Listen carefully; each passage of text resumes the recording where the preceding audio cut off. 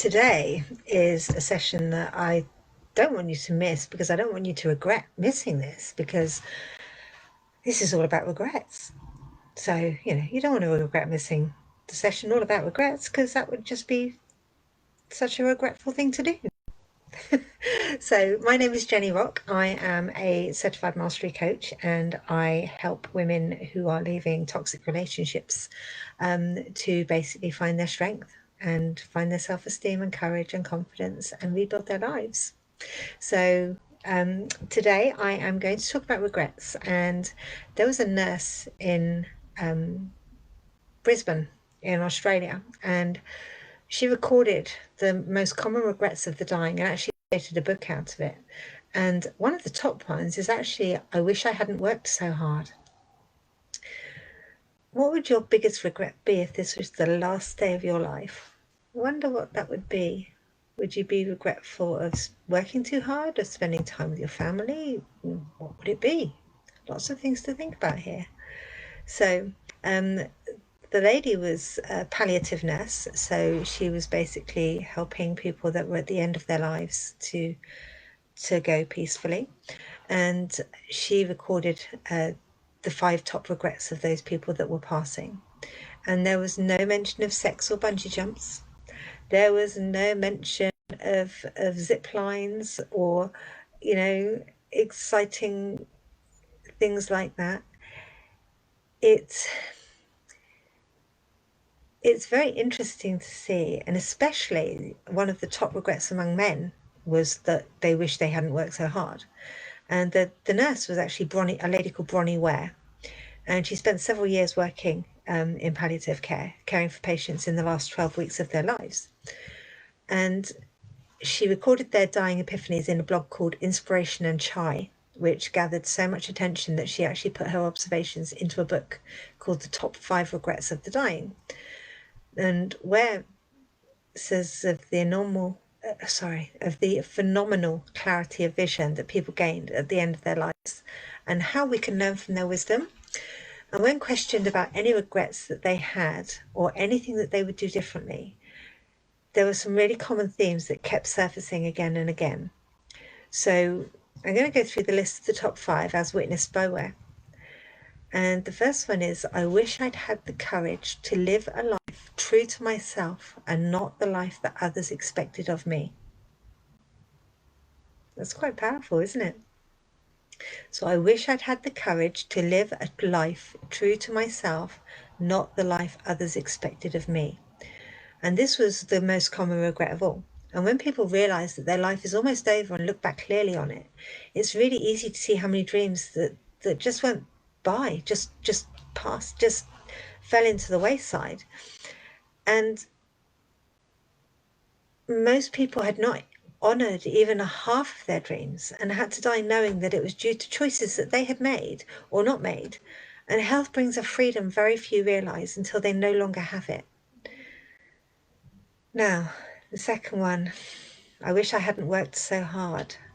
And strangely, that actually came from every single male patient that she nursed. They missed their children's youth and their partner's companionship. And women also spoke of this regret, but as most were from an older generation, many of the female patients had not been breadwinners. And all of the men that she nursed deeply regretted spending so much time of their lives on a treadmill of work existence. So that's quite interesting, isn't it? How does that figure with your life right now? Number 3, I wish I'd had the courage to express my feelings. So many people suppress their feelings in order to keep peace with others. I know I have in the past. I'm, always the peacekeeper. And as a result, they settled for a mediocre existence. I can't speak today. Existence, and never became who they were truly capable of becoming. So many of those people developed illnesses relating to the bitterness and resentment that they carried as a result. And science has now proven that stress is held within the body and it damages the actual structure of the body. And that's why stress causes things like strokes and heart attacks and high blood pressure, because all of that cortisol, the stress hormone raging through your body, damages it when there's too much of it for too long a period of time. It's not designed to be in your body all the time. It's designed to be only in your body a little bit. It's the classic, cortisol comes out for, there's a bear, there's a dinosaur, there's a danger.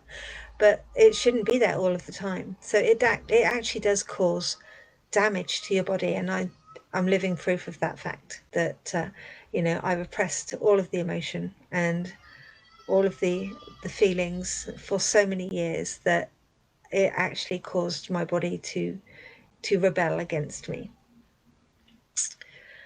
So number 4, I wish I had stayed in touch with my friends. And often they would not truly realize the full benefits of old friends until their dying weeks, and it wasn't always possible to track them down.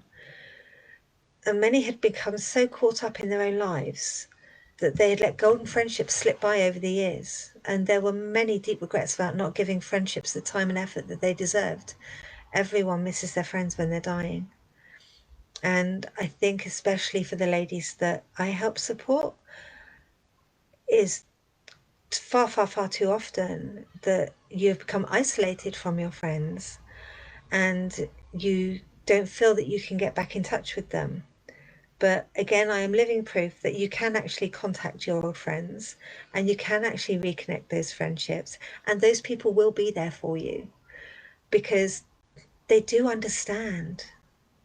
And it wasn't you that they didn't love, it was the situation that you were in that they didn't love. And they couldn't, in all conscience, stand by and watch you suffer. So they had to make a choice to step away. So if that's you, if you regret losing contact with all of those friends, send a text, send a messenger message, send an email, send a voicemail, anything. Just reconnect with those people. Start off light. Hi, how you doing? I was thinking of you the other day. It'd be lovely to catch up. That's not exactly intrusive, is it? It's not that hard until you have to go and press the button and say send. But do it. Feel the fear and do it anyway, because 99 times out of 100, those people will come back to you and they will be there for you. And when you are in times of trouble, like when you are leaving a partner, when you are, basically re-establishing your life, you need those people around you. Number 5, rattling through these quite quickly. I wish that I had let myself be happier. And this is a really common one, and many people didn't realize until the end that happiness is actually a choice. And they had stayed stuck in old patterns and habits and ways of thinking, and the so-called comfort of familiarity overflowed into their emotions as well as their physical lives. So fear of change had them pretending to others and to themselves that they were content when deep within they longed to laugh properly and have silliness in their life again. I mean, have you ever got the giggles so much that you can't stop? That every time you try and stop, it just gets off, you just start off again worse and worse. When was the last time you laughed like that? When was the last time that you allowed yourself to be that happy? And one of the things that I say to my clients is that every day we have a choice. We have a choice to enjoy, or we have a choice to endure. Happiness is a choice. And we can choose to look at the world as a dark, dangerous place, or we can choose to look at the world as a place full of opportunity. But those choices are within us every single day. And every single day we wake up, and every single day we need to set our intention. And what life are we going to have today? What can I give to the world today? And happiness, I think, is one of the most important things in our lives to strive for. Because if you're happy, everybody's happy. It's kind of like, happy wife, happy life. If mum's happy, kids are happy. And happiness doesn't have to come in a bottle or in pills or in stuff that you inject or whatever.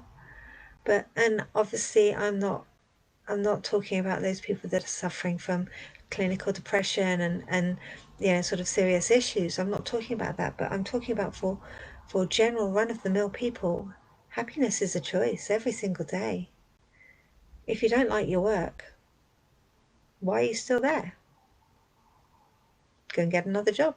Try something else. If you don't like your job, the job that you actually do, so it's not the place you work, but it's the actual job you do, why are you still doing it? Choose another job. If you have to go back to college, go back to college.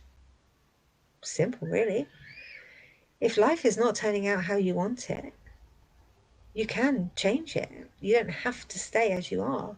And I think one of the most important things that I've learned over the last few years since I transitioned from being an employee to self-employed and to doing what I do now is that I get to choose.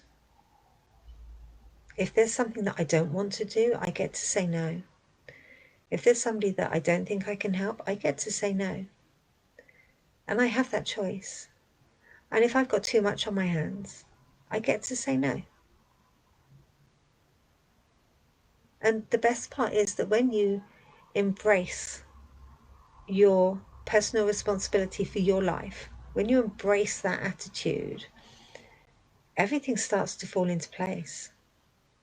It's kind of like a little bit magic that when you actually start your day with intention and you know exactly what you want to achieve and why you want to achieve it and how you're going to do it, what you need to do each day, and you've got it all planned out,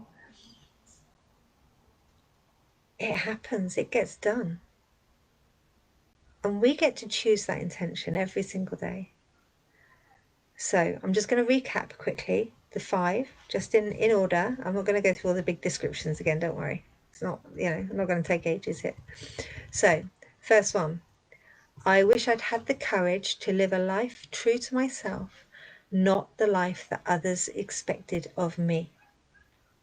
Number 2, I wish I hadn't worked so hard. Number 3, I wish I'd had the courage to express my feelings. Number 4, I wish I'd stayed in touch with my friends.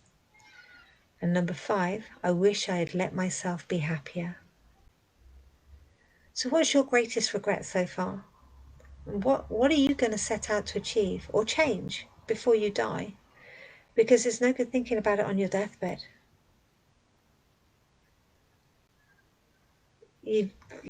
Life is for living. Life is for today. So stop stressing about the what might be's and what might happens. Stop obsessing about what has happened, what happened in the past, and start thinking about right here, right now.